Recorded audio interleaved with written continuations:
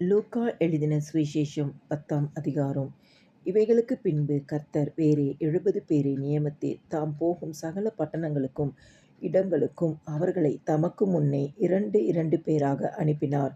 அப்பொழுது அவர் அவர்களை நோக்கி, அறுப்பு மிகுதி, வேலையாட்களோ கொஞ்சம். ஆகையால் அறுப்புக்கு எஜமான் தமது அறுப்புக்கு வேலையாட்களை அனுப்பும்படி அவரை வேண்டிக் கொள்ளுங்கள். புறப்பட்டுப் போங்கள். ஆட்டுக்குட்டிகளை ஓநாய்களுக்குள்ளே அனுப்புகிறது போல இதோ நான் உங்களை அனுப்புகிறேன். பணப்பையையும் சாமான் பையையும் பாதரட்சைகளையும் கொண்டு போக வேண்டாம். வழியிலே ஒருவரையும் வினவவும் வேண்டாம். ஒரு வீட்டில் பிரவேசிக்கிறபோது, இந்த வீட்டுக்கு சமாதானம் உண்டாவதாக என்று முதலாவது சொல்லுங்கள்.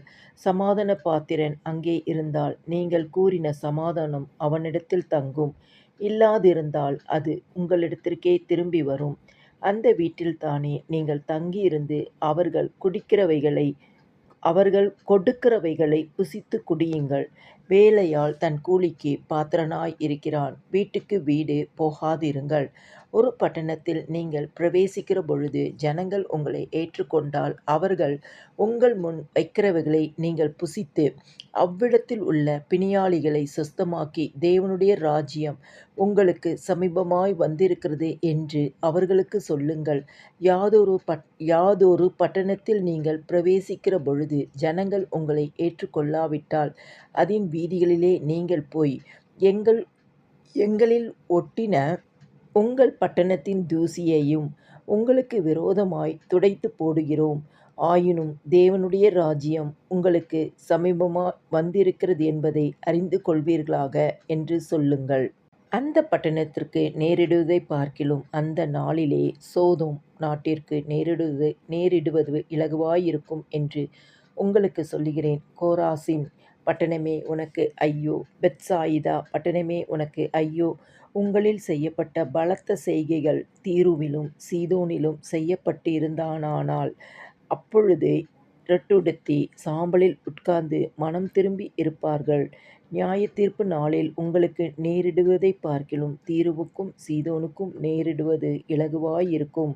வானபரியந்தம் உயர்த்தப்பட்ட கப்பர்நகூமே, நீ பாதாள பரியந்தம் தாழ்த்தப்படுவாய் என்று சொல்லி சீஷரை நோக்கி, உங்களுக்குச் செவி கொடுக்கிறவன் எனக்குச் செவி கொடுக்கிறான். உங்களை அசட்டை பண்ணுகிறவன் என்னை அசட்டை பண்ணுகிறான். என்னை அசட்டை பண்ணுகிறவன் என்னை அனுப்பினவரை அசட்டை பண்ணுகிறான் என்றார். பின்பு அந்த 70 பேரும் சந்தோஷத்தோடே திரும்பி வந்து, ஆண்டவரே, உம்முடைய நாமத்தினாலே பிசாசுகளும் எங்களுக்குக் கீழ்ப்படிகிறது என்றார்கள். அவர்களை அவர் நோக்கி, சாத்தான் மின்னலைப் போல வானத்திலிருந்து விழுகிறதைக் கண்டேன். இதோ சர்ப்பங்களையும் தேள்களையும் மிதிக்கவும் சத்துருவினுடைய சகல வல்லமையையும் மேற்கொள்ளவும் உங்களுக்கு அதிகாரம் கொடுக்கிறேன். ஒன்றும் உங்களைச் சேதப்படுத்த மாட்டாது. ஆகிலும் ஆவிகள் உங்களுக்குக் கீழ்ப்படுகிறதற்காக நீங்கள் சந்தோஷப்படாமல் உங்கள் நாமங்கள் பரலோகத்தில் எழுதியிருக்கிறதற்காக சந்தோஷப்படுங்கள் என்றார்.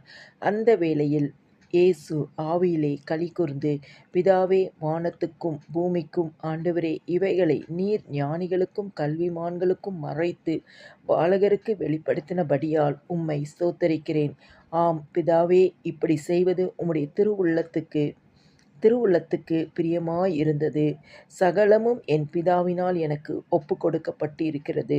பிதா தவிர வேறு ஒருவனும் குமாரன் இன்னார் என்று அறியான். குமாரன் அவரை எவனுக்கு வெளிப்படுத்தச் சித்தமாயிருக்கிறாரோ அவனும் தவிர வேறு ஒருவனும் பிதா இன்னார் என்று அறியான் என்றார். பின்பு தமது சீஷரிடத்தில் திரும்பி தனித்து அவர்களை நோக்கி, நீங்கள் காண்கிறவைகளைக் காணும் கண்கள் பாக்கியமுள்ளவைகள். அநேக தீர்க்கதரிசிகளும் ராஜாக்களும் நீங்கள் காண்கிறவைகளைக் காணவும் நீங்கள் கேட்கிறவைகளைக் கேட்கவும் விரும்பியும் காணாமலும் கேளாமலும் போனார்கள் என்று உங்களுக்குச் சொல்லுகிறேன் என்றார். அப்பொழுது நியாயசாஸ்திரி ஒருவன் எழுந்திருந்து அவரைச் சோதிக்கும்படி, போதகரே, நித்திய ஜீவனைச் சுதந்தரித்துக் கொள்ளும்படிக்கு நான் என்ன செய்ய வேண்டும் என்று கேட்டான். அதற்கு அவர், நியாயப்பிரமாணத்தில் என்ன எழுதியிருக்கிறது? நீ வாசிக்கிறது என்ன என்றார். அவன் பிரதியுத்தரமாக, உன் தேவனாகிய கர்த்தரிடத்தில் உன் முழு இருதயத்தோடும் உன் முழு ஆத்துமாவோடும் உன் முழு பலத்தோடும் உன் முழு சிந்தையோடும் அன்பு கூர்ந்து உன்னிடத்தில் அன்பு கூறுவது போல பிறனிடத்திலும் அன்பு கூறுவாயாக என்று எழுதியிருக்கிறது என்றான். அவர் அவனை நோக்கி, நிதானமாய் உத்தரவு சொன்னாய், அப்படியே செய், அப்பொழுது பிழைப்பாய் என்றார்.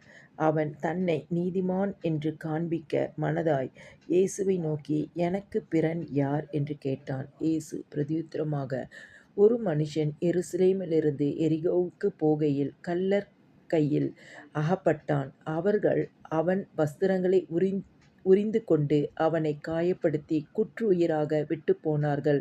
அப்பொழுது தற்செயலாய் ஒரு ஆசாரியன் அந்த வழியாய் வந்து அவனைக் கண்டு பக்கமாய் விலகிப் போனான். அந்தபடியே ஒரு லேவியனும் அந்த இடத்துக்கு வந்து அவனைக் கண்டு பக்கமாய் விலகிப் போனான். பின்பு சமாரியன் ஒருவன் பிரயாணமாய் வருகையில் அவனைக் கண்டு மனதுருகி கிட்ட வந்து அவனுடைய காயங்களில் எண்ணெயும் திராட்சைரசமும் வார்த்து காயங்களைக் கட்டி அவனைத் தன் சுய வாகனத்தின் மேல் ஏற்றி சத்திரத்திற்குக் கொண்டு போய் அவனைப் பராமரித்தான். மறுநாளிலே தான் புறப்படும்போது 2 பணத்தை எடுத்து சத்திரத்தான் கையில் கொடுத்து, நீ இவனை விசாரித்துக்கொள். அதிகமாய் ஏதாகிலும் இவனுக்காகச் செலவழித்தால் நான் திரும்பி வரும்போது அதை உனக்குத் தருவேன் என்றான்.